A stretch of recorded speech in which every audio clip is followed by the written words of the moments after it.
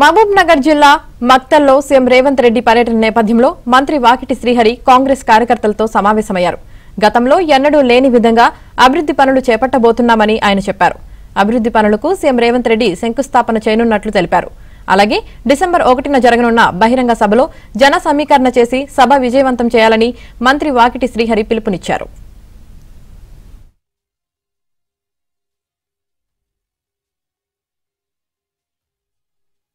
నియోజకవర్గ ప్రజల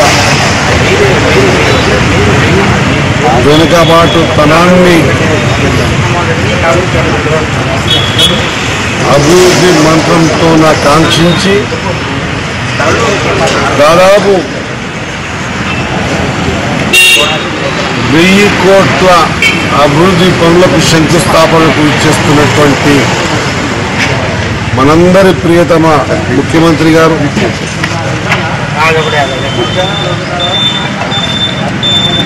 ఈనాడు మక్తల్ చరిత్రలో రాజకీయాలప్పుడు క్యాండిడేట్లను గెలిపియమనేటువంటి సందర్భంగా చూసినాం అధినాయకుల్ని. కానీ రాజకీయ పరంగా మా క్యాండిడేట్ గెలిపియండి, ఇలా గెలిపిస్తే మళ్ళా ఇట్లా వచ్చి నేను 1000 కోట్ల అభివృద్ధి కార్యక్రమాలకు శంకుస్థాపన చేస్తాము అనేటువంటి సందర్భం మక్తల్ చరిత్రలో ఇది మొదటిసారి జరుగుతుంది. కాబట్టి